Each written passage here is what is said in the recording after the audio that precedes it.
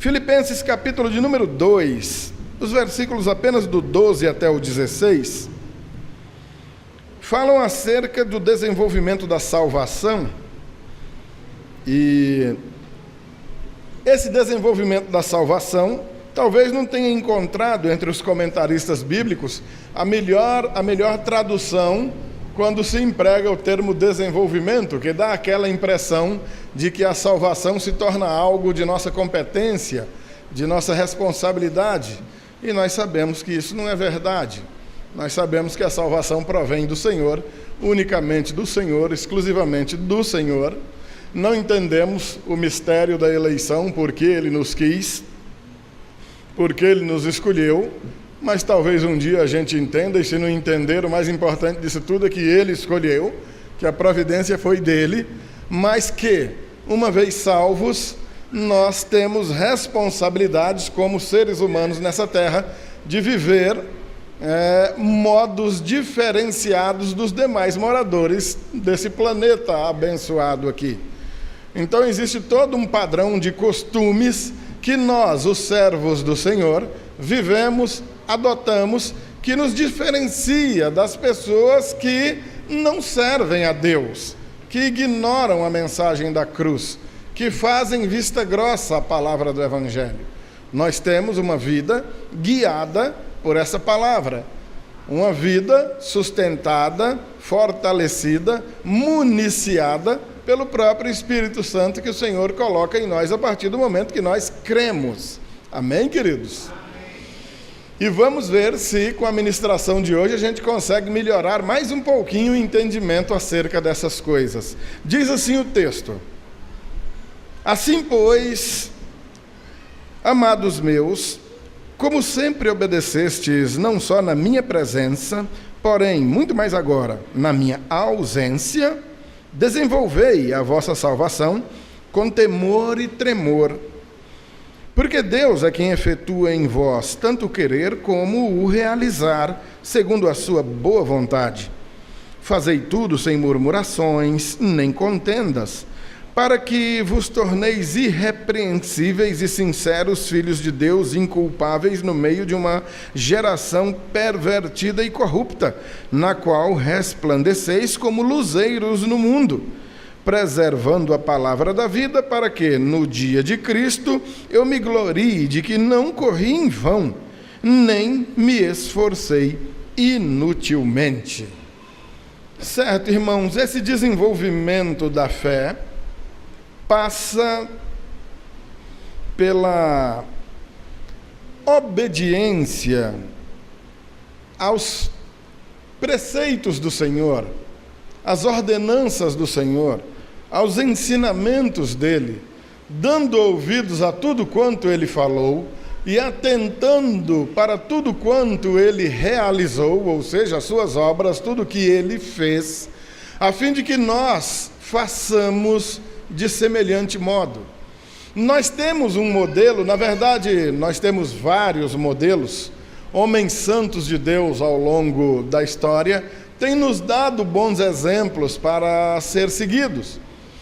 Desde quando o apóstolo Paulo, atrevidamente, disse aos ouvintes de uma carta: sede meus imitadores, conforme eu sou imitador de Cristo, nós passamos, ou pelo menos entendemos que passamos a ter pessoas que dão para nós exemplos de vida cristã, de vida como discípulos do Senhor Jesus, acerca de como fazer, o que falar, o que evitar, numa linguagem bem religiosa, que não tem muito proveito, sabendo o que é proibido, o que é permitido, porque basicamente são as perguntas que os leigos nos fazem aí na rua. Ei, na tua igreja o que é proibido? Ei, o que vocês proíbem lá? Eu jogo bola com os companheiros ali no Zequinha Belo, e de vez em quando, depois do futebol, eu vou tomar uma cajuína, os companheiros estão ali tomando uma cerveja. Pastor, toma um copinho aí. Rapaz, um copinho não é proibido, não. Vocês entendem a mentalidade do espírito de religiosidade? É comparar o que é proibido com o que é permitido. E quem tem fé sabe que a questão não é proibição, sabe que a questão é conveniência. Então, o apóstolo começa tratando assim, pois, amados meus, ora assim, pois, o quê? Tendo por base esse exemplo supremo do próprio Senhor Jesus, né? Como sempre obedecestes, não só na minha presença, porém muito mais agora na minha ausência. Vamos dar uma parada aqui para analisar isso aí direitinho. O apóstolo parece que está exaltando uma característica dos irmãos que aparenta ser um progresso. A igreja está melhorando.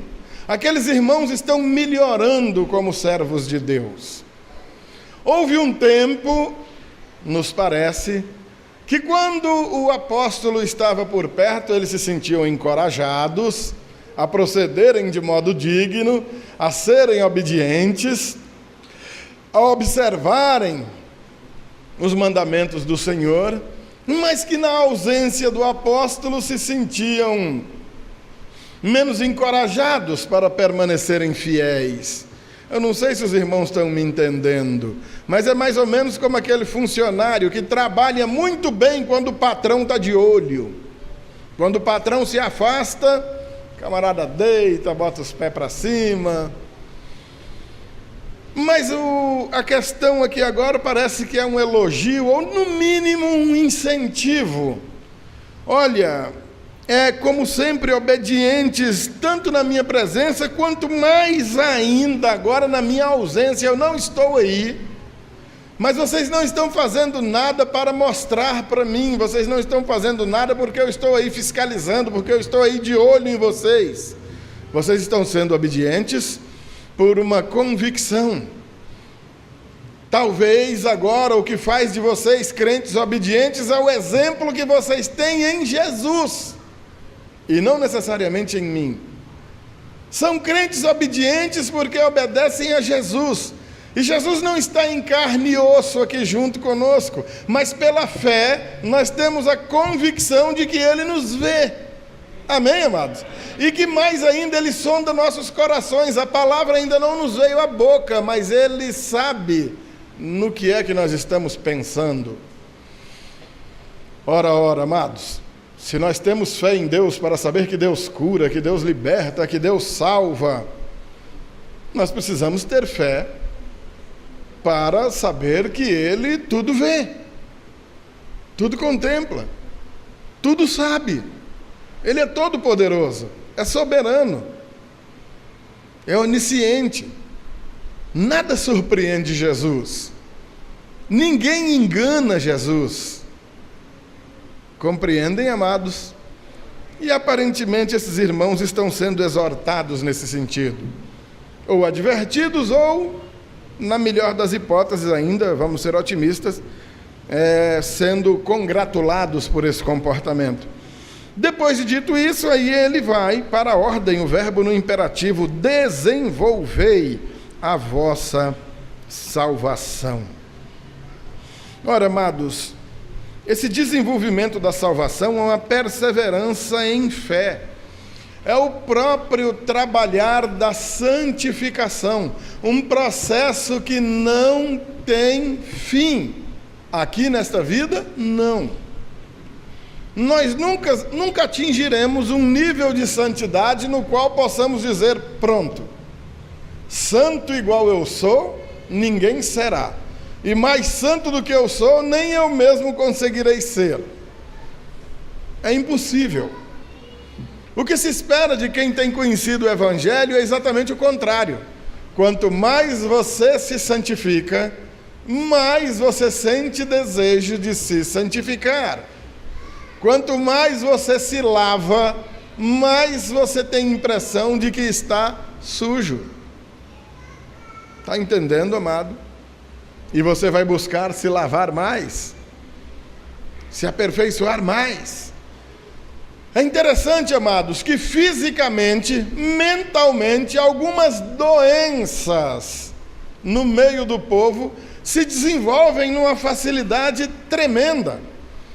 Eu não sei se vocês já viram aquele pessoal que malha, vai para a academia e toma bomba, toma ração de cavalo, aplica remédio de cavalo, injeção. Tem uns que aplica de cabrito, que quanto mais malha, mais seco fica.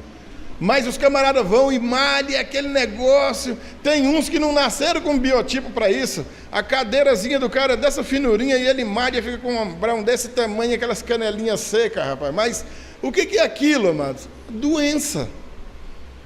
A doença mental. O cara não está normal da cabeça. Quanto mais ele malha, o braço já está dessa grossura, mais grosso do que a coxa, e o cara está lá. Não está ruim, ainda não está bom não, eu quero mais. Eu quero mais. Esse é um estágio de doença. Tem homens, tem mulheres desse jeito. A mulher está com a coxa mais musculosa do que a de um jogador de futebol e está lá. Não, ainda está bom não, eu quero mais. E ao inverso, pessoas com anorexia, por exemplo, a maioria das vezes mulheres, mas tem homem também com isso, é mais raro, mas acontece também. Obrigado, meu anjo. Pode me dar aqui que eu... Obrigado. O que a pessoa com anorexia faz? Ela se acha gorda e ela começa a passar fome. E é acometida de outra doença, outro distúrbio chamado bulimia. A pessoa come, enfia o dedo na garganta e vomita o que comeu, porque se sente culpada porque comeu, porque acha que está engordando. A pessoa está só o couro e o osso, parecendo aquelas vítimas do Holocausto, uma perninha aqui, outra um palmo de distância, aquela magreza e passando fome até que morre, porque está se vendo gordo demais. Doença, obstinação por cada vez mais atingir aquilo que ele considera perfeito. Um malhadão, bombadão demais, o outro seco demais. E com a santificação, as pessoas não têm essa mesma preocupação. Uma doença, um distúrbio mental, exerce sobre a pessoa um domínio, um fascínio tremendo, que seria tão bom se a santificação também exercesse. Porque no caso da santificação, esse comportamento que o malhador, o bombado, ou o anoréxico sofre, seria o indicado. Aquele que é santo, santifique-se ainda mais. Esse é que deveria ser o compulsivo. Eu preciso me santificar mais. Eu preciso me santificar mais. E esse, amados, esse é o desenvolvimento da salvação que está sendo tratado aqui, nesse pequeno trechinho da Escritura que nós estamos lendo hoje. Queridos do meu Deus, vivemos dias difíceis, no sentido de que da nossa igreja, da igreja dos nossos dias, já tem sido praticamente extirpada a disciplina, por exemplo. Isso tem feito muito mal à igreja, porque é exatamente em virtude da disciplina que um filho é bem criado. Costumamos dizer para alguns pais que recusam-se a disciplinar seus filhos: meu querido, é pesado, mas a gente tem que dizer, o filho que leva um cipózinho de tamarindo do pai e da mãe no lombo, não vai levar o cacetete da PM mais tarde. E vice-versa. Aquele que papai e mamãe não chega o cipózinho de tamarindo no lombo, amanhã ou depois está debaixo do cacetete da PM, ou de coisa pior. Porque a disciplina faz parte do bom procedimento, da adequada educação, do sadio ensinamento. E a palavra de Deus diz que o Senhor, como o pai que ama o filho, admoesta, disciplina a esse filho amado.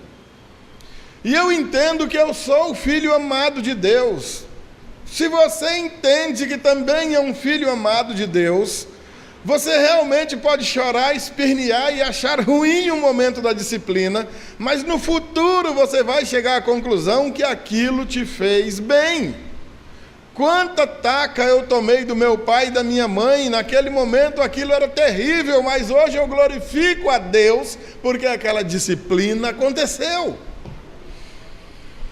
Mas esse processo de santificação no meio da igreja hoje está problemático.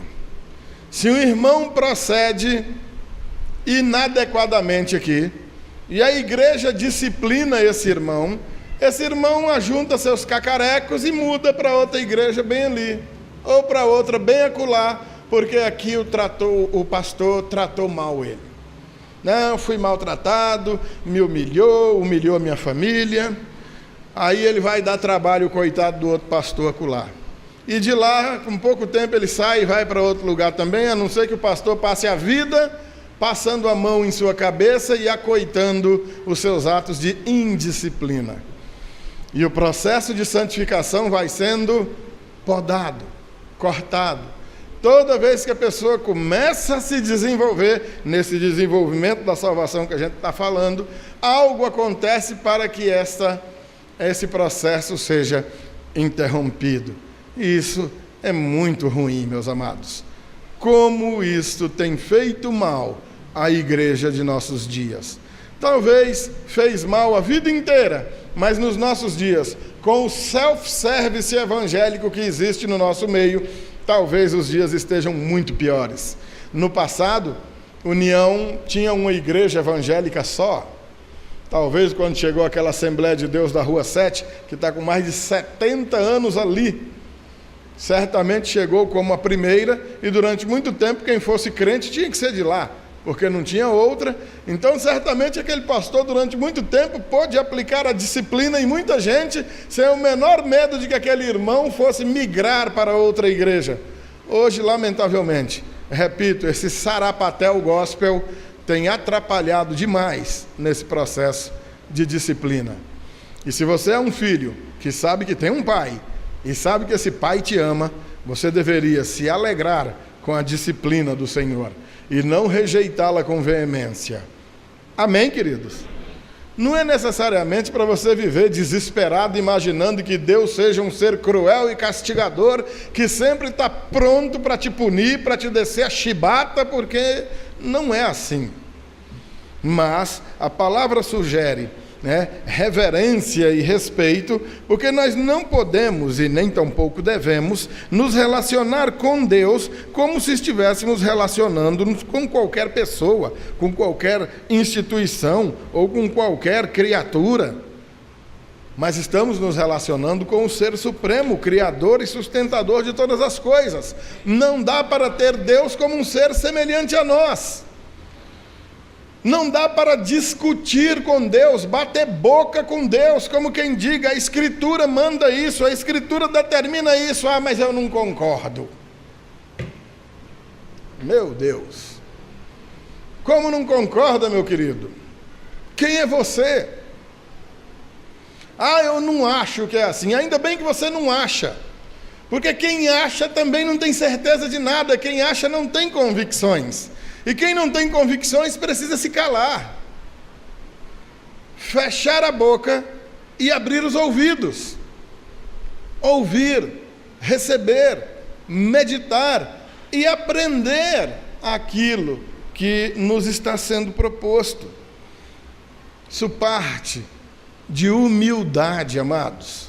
E o Senhor se relaciona com os humildes, mas os exaltados Ele abate. Amém, queridos? Então essa obediência com temor e tremor é apenas isso, queridos, reverência e respeito. Não discuta com Deus, não debata com Deus, não tem futuro nenhum. Ele vai continuar sendo Deus, e você pode se diminuir um pouco mais ainda do quase nada que você já é, o quase nada que nós já somos. E olha que nós somos muita coisa nesse planeta, hein? Nós somos a obra-prima da criação de Deus. Depois de tudo criado, Ele cria essas criaturinhas lindas aqui que somos nós, imagem e semelhança dele mesmo, corrompida pelo pecado, mas restaurada pelo Senhor Jesus. Amém, queridos? No versículo 13, olha a responsabilidade de um Deus piedoso, de um Deus que se relaciona com seus filhos. Porque Deus é quem efetua em vós, tanto querer como realizar, segundo a sua boa vontade. Amados, quantos anos, no meio da religiosidade em que nós já vivemos, imaginando que conhecíamos a Deus, Participamos de campanhas mais absurdas, algumas campanhas com o firme propósito de arrancar dinheiro do povo. As 7 quintas-feiras do cadeado que abre as portas, do quinto dos infernos, sei lá. O que não falta é campanha. Os caras têm que ser muito dinâmicos e toda semana tem que inventar uma, porque se não tiver uma campanha nova, ninguém vai. E o objetivo das 7 quintas-feiras da campanha do sei lá o que era para que em cada uma daquelas quinta-feiras você chegasse com um envelope com algum dinheiro dentro, porque se não tivesse dinheiro ali, Deus não lhe abençoaria. E as pessoas vão então desenvolvendo técnicas para fazer com que você seja o verdadeiro responsável pelo alcançar de alguma bênção que de alguma maneira Deus se sinta obrigado a te dar em virtude de alguma coisa que você fez. Eu fiz uma campanha, eu botei o dinheiro no envelope, o pastor botou a mão na minha cabeça, derramou óleo em mim, fez uma reza braba, então Deus vai ter que dar o que eu estou pedindo. Faça uma inversão de valores.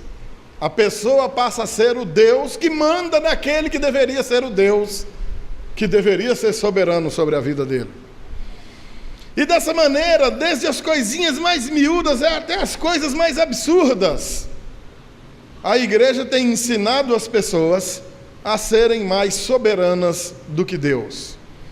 Tiram Deus do altar, diminuem a divindade do Senhor e exaltam as obras, os feitos, as atitudes dos homens.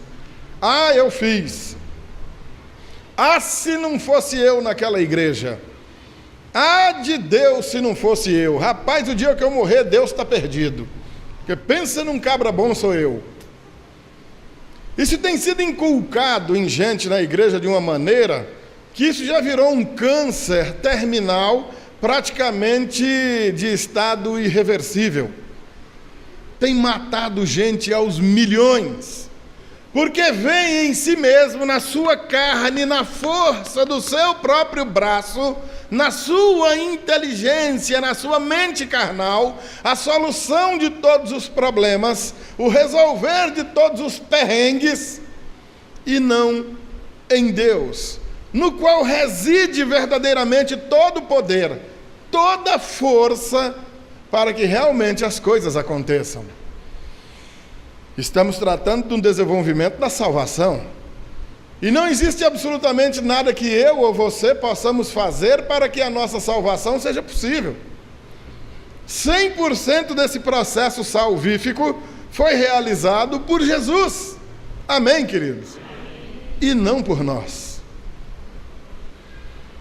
Quando o Senhor então diz: amai o vosso inimigo, e imediatamente alguém diz: mas pastor, mas é muito difícil. E eu completo: não, meu amado, não é difícil. Na verdade é impossível. Eu não quero amar meu inimigo, eu quero matar meu inimigo. Dê água quando ele tiver sede, eu quero dar estracnina, soda cáustica. Dê pão quando ele tiver fome, eu quero dar chumbinho, veneno de rato.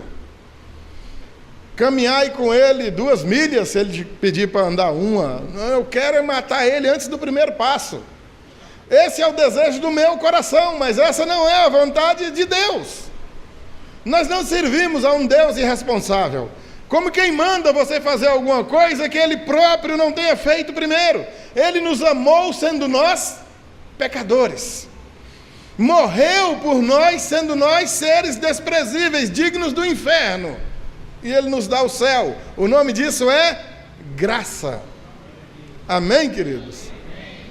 Ele não te mandaria amar o inimigo se ele não te capacitasse para isso. Amém, amado? É como eu te botar para atravessar esse rio Parnaíba no mergulho e apenas jogar uma pedra em você. Bora, rapaz, atravessa logo.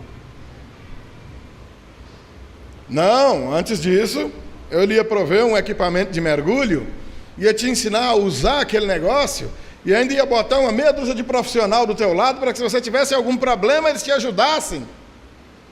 E você chegaria do outro lado com toda a segurança. É literalmente o que o Senhor faz conosco.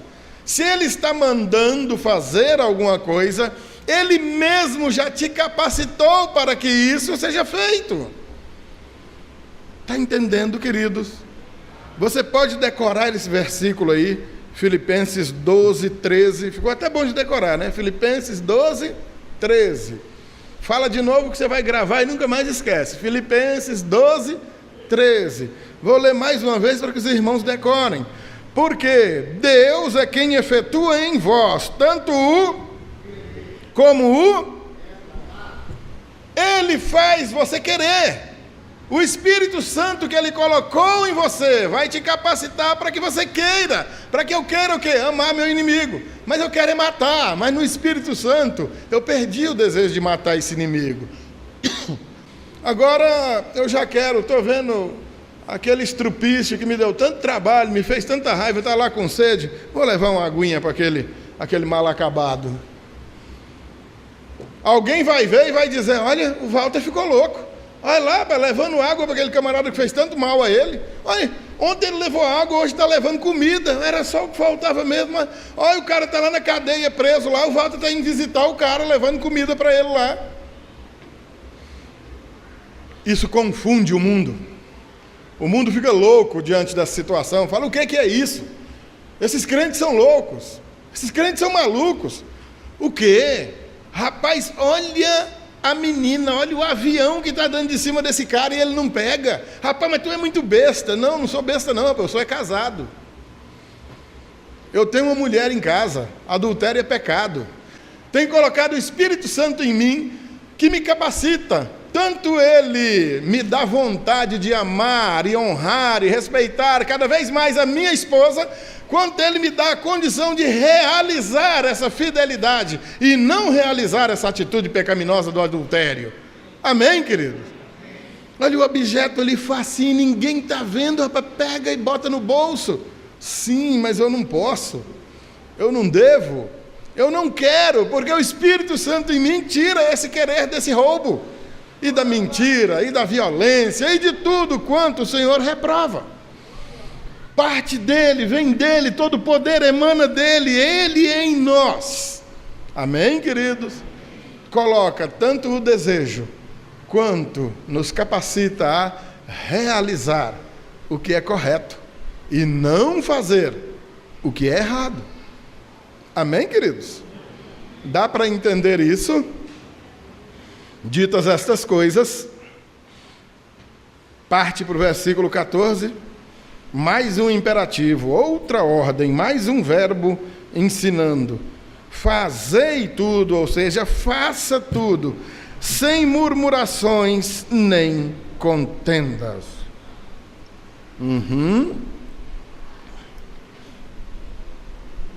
Ele vai usar no versículo seguinte exemplos de Israel lá no deserto, saindo da prisão, a caminho da liberdade, perambulando por um deserto onde não faltava água, onde não faltava comida, e murmurando e arrumando desavenças entre os irmãos. Por conta disso, um percurso que deveria ser feito em 20, 21 dias, demora 40 anos para ser completado. Até que toda uma geração tivesse morrido para que a vontade do Senhor fosse plenamente feita. Terrível. Tudo isso por quê? Por causa de quê? Murmurações e contendas. Oh, meus amados, mas na igreja isso é uma beleza. Isso é porcaria, ninguém vai, ninguém fez, não tem, não dá. O ventilador é muito frio, é muito quente, tem ventilador demais, tem de menos, a cadeira é mole, outra é dura.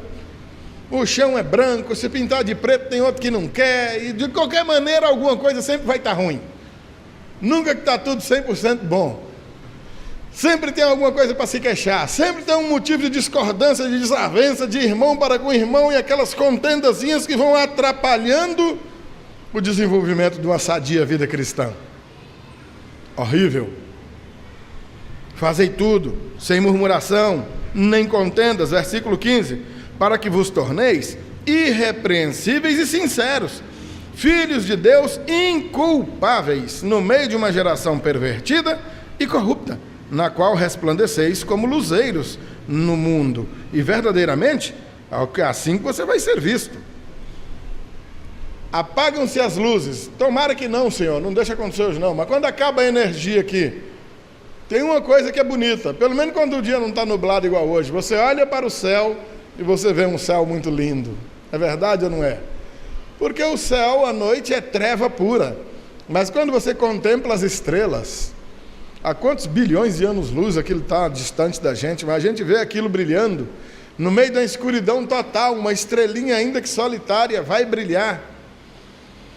Assim nós, no meio de toda a treva que cerca e toma conta desse mundo inteiro, estamos nós, brilhando, resplandecendo, dando ao restante do mundo a ideia de que nem tudo está perdido.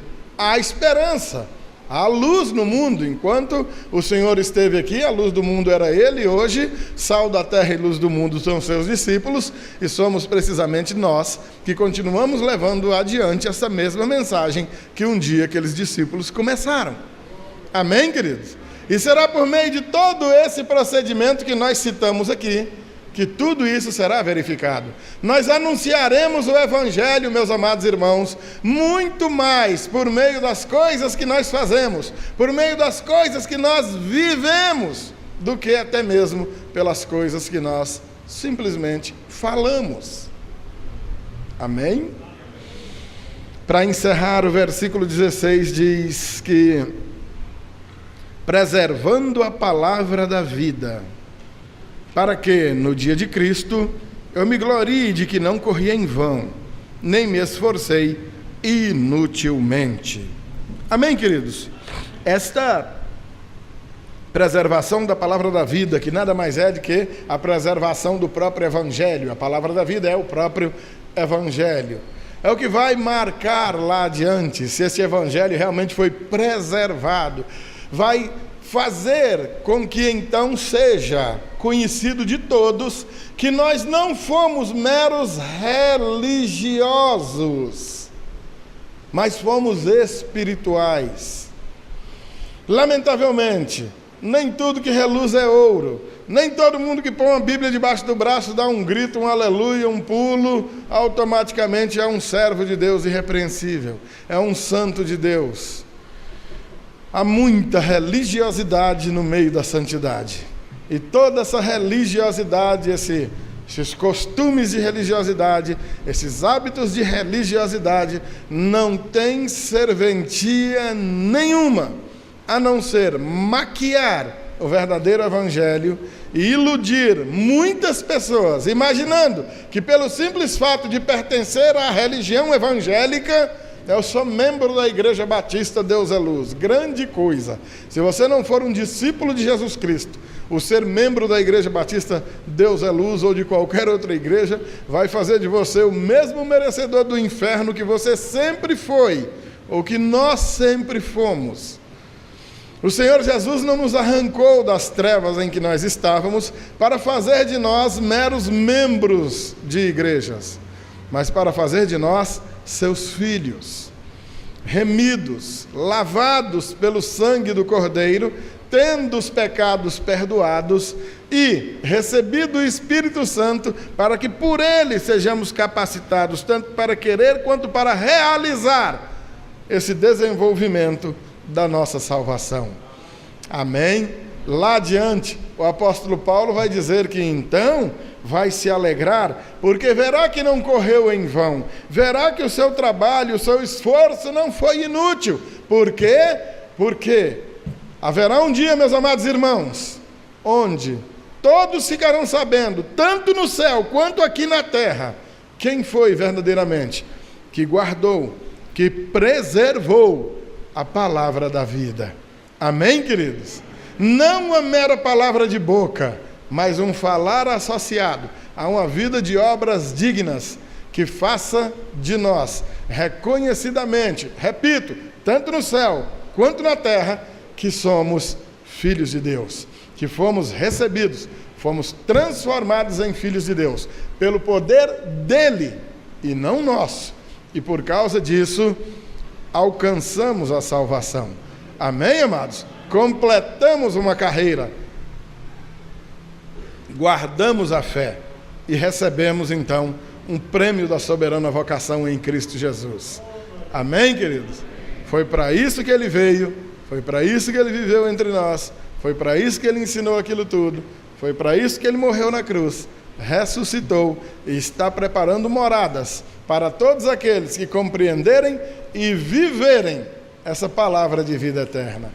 Amém, amados?